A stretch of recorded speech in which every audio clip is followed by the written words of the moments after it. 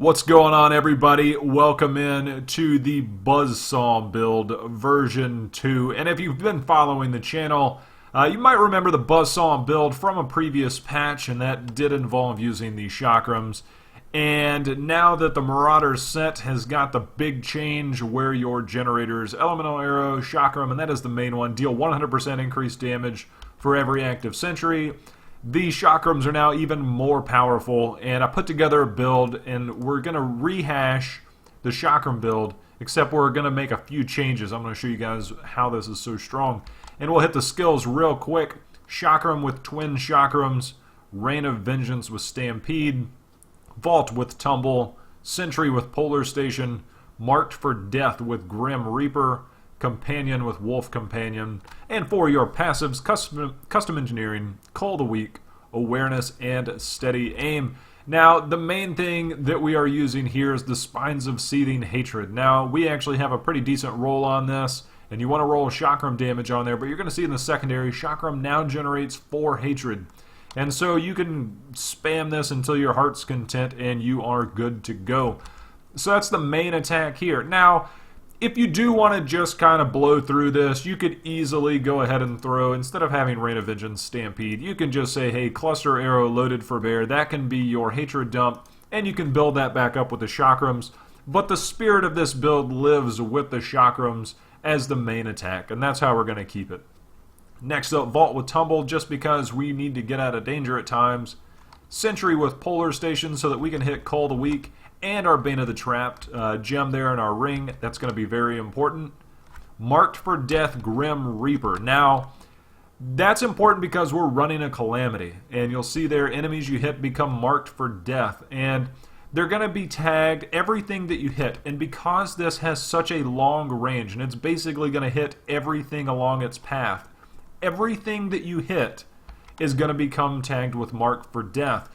And with Grim Reaper, you see this rune, 20% of damage dealt to the marked enemy is also divided evenly among all enemies within 20 yards. So now that creates an AoE effect because everything that you're hitting is marked for death. So you're going to be hitting them and splashing some damage there. I actually tested this with Death Toll.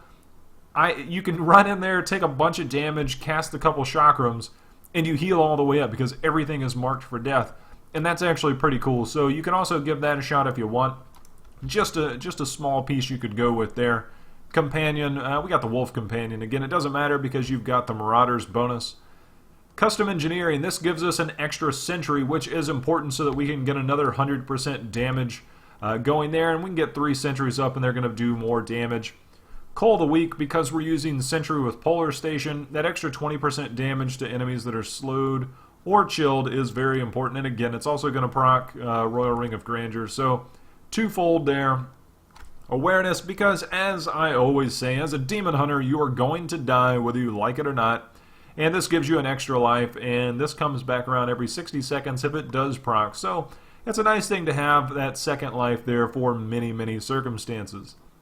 Next up, Steady Aim, and we're doing this because we intend on staying back quite a ways using this build. So this is going to increase your damage by 20% so long as there are no enemies within 10 yards, and that's fairly easy to accomplish. If you want to go with something else, that is your choice. However, this seems to be working best in terms of sheer damage.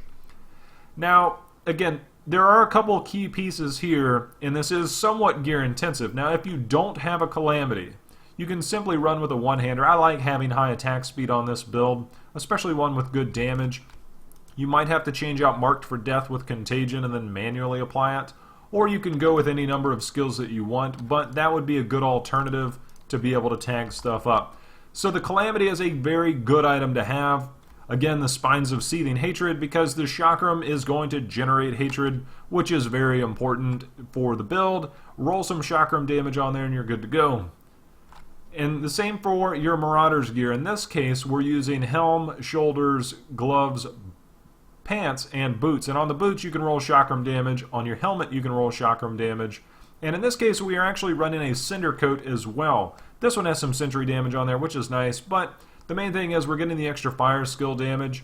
If you have a Marauders and you don't have a cinder coat and you have a Marauder's chest and you have some Mage Fist, maybe you can run some Mage Fist over there. or even running in Dariel's Visage, or just run all 6 pieces, get rid of your Ring of Royal Grandeur, and run whatever ring you want to. So that's going to be up to you. I do like the Cinder Coat here. For the bracers, we're using a pair of Steady Strikers because we are getting a very high damage output with this, between the attack speed, crit hit chance, the elemental damage, and of course your main stat there is going to be very important as well. Now you can run with a different ring. If you're playing solo, you can run with a Unity and make sure your follower is wearing one. So if you're looking for how to gear your follower, that video is on our channel, so feel free to check that out. We're going to run this with the Compass Rose because we have the 5 primary stats there. We rolled one over to a socket. And then we're also going to run that with the Traveler's Pledge so that we get the extra crit hit damage as well as the Vitality there for the set bonus. The belt, you can pretty much run anything you want here. If you want to run a Hellcat there, that's fine. A Witching Hour is going to be great. Pretty much whatever belt you want. Witching Hours hopefully will be a little bit more popular with the new patch. And like I said, the Ring of Royal Grandeur is there so that we can hit the 6-piece bonus and be able to run our Cinder Coat at the same time. For your Paragon points, we need to re-roll this. We will go ahead and max our movement speed, and then we'll put the rest into Dexterity. For your offensive skills, cooldown reduction is nice just because you're able to get your companion back a little bit quicker. You definitely don't need high cooldown reduction. It can help getting your sentries up, especially if you're going through. Since you're only putting 3 down, it's not as much a priority, but we still like to have that around. We're going with crit hit damage next and attack speed because my crit hit chance is fairly high at 56.5, and I don't necessarily need that extra crit chance there. We didn't save that, so we'll go ahead and put that back in. And then resist all armor, and then I like life regen, although you can certainly go life there. Resource cost reduction, I guess we don't need to worry about that. We'll just go ahead and pump the points into that, and hey, while we're at it, we'll go ahead and get some extra gold. As you can see, we're playing around with several builds since the patch came out. So that is the skills, that is the gear, and if you want to modify a few things, hopefully we covered those for you guys. But in the spirit of the Buzzsaw build, I am keeping it true to word and trying to get this going with nothing but chakrams. So hopefully you guys like this build so far. I'm going to do a little bit of gameplay so you can see how all this works, especially with Marked for Death and the Calamity. It's pretty awesome. So stick around for that. If you are cutting off here, I do appreciate you watching. If you like the build, feel free to hit that like button below or let me know what you think about it by leaving a comment below. And we'll go ahead and do some gameplay for you folks that are sticking around. So let's get to it. So we'll go ahead and hop over here.